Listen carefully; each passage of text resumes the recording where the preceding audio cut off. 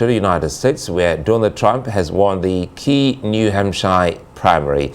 This moves him closer to locking in the Republican presidential nomination and securing an extraordinary White House rematch with Joe Biden. With around 80% of votes counted, Trump's winning margin hovered at about 11 percentage points. But his sole remaining challenger, Nikki Haley, vowed to fight on. Trump, 77, attacked Haley in a rambling victory speech and says when the primary contest reaches her home state of South Carolina, he's going to win easily.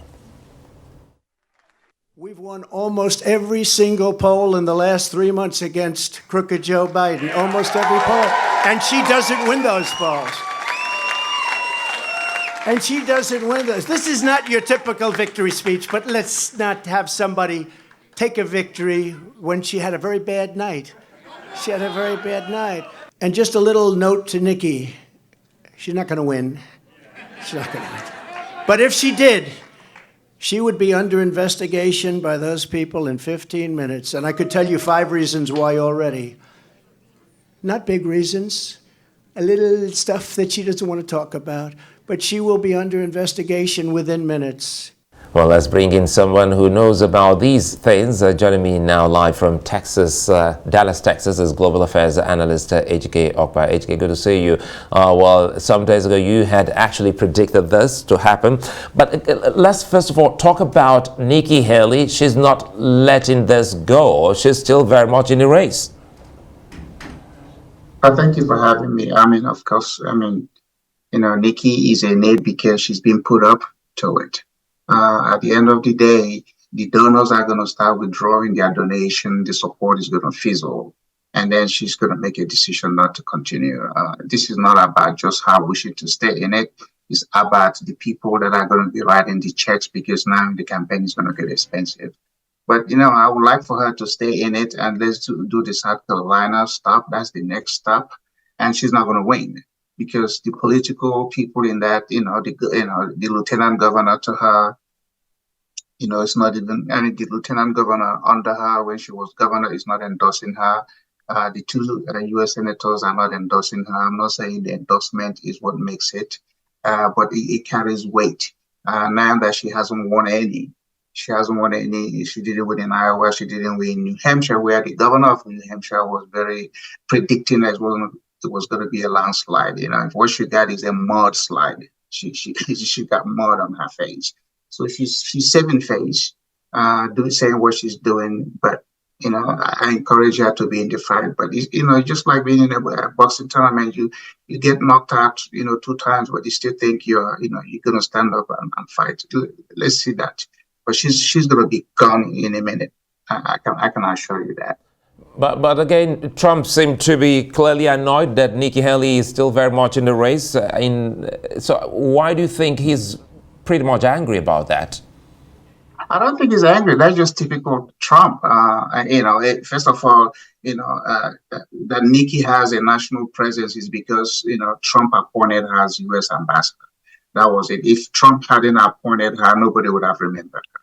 And so that tells you about politics. She goes out there talking about age, the accomplishment as a UN ambassador. U.S. ambassador to UN is not even a very high profile cabinet level position. We don't pay attention to those kind of appointments. But she was there and she did it, and now she's running against the same person who gave her that glory. So let's just see what happens in South Carolina. She may not even run, because between her and South Carolina, she might find out that people are going to be telling her, get out of it. So educate South Carolina. Now you're talking about South Carolina. We understand South Carolina is where the dirtiest tricks in presidential politics are played. Well, everybody, during electioneering, there's always the trick that is being played. But I don't think, we've mastered the trick. The saying, once beaten, twice shy. So we know what, the Democrats were encouraging Republicans like Nikki to do. So we're watching them. We're up to it. And On the basis of that, I can assure you, Nikki will not win anything. From this moment on, she's not going to win any of the states. So, hey, the trick is the trick.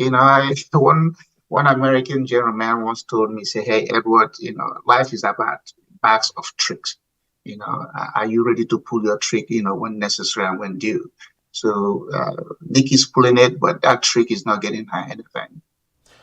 While you are a Republican, perhaps we should ask if you see Senator Tim Scott as the possible running mate to President Trump in this coming elections. I think it would be a wise choice that Trump picks somebody either black or somebody who is female in order to counter what the Democrats may want to say. When he makes the nomination, and there's somebody who will also, be on a debate stage with Kamala Harris. Kamala Harris is not an African American. Her dad is Jamaican Canadian. Her mom is Indian, so she's not in the typical defined African American, but she's black and she's in that category. Tim Scott is a pure African American, because the history of her ancestry goes back to what defines those people as African American. So it'd be good to have an African American debate somebody who claims to be an African American. And if it's not Tim Scott, maybe Ben Carson, because those are the two prominent national politicians who have the claim of being African Americans. Nikki Haley is not an African American; she's barely black.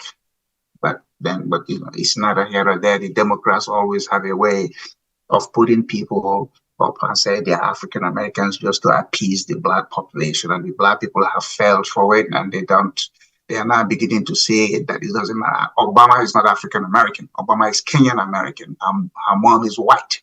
So America has not produced an African American president. They have produced a black person who happens to be Kenyan American, not African American.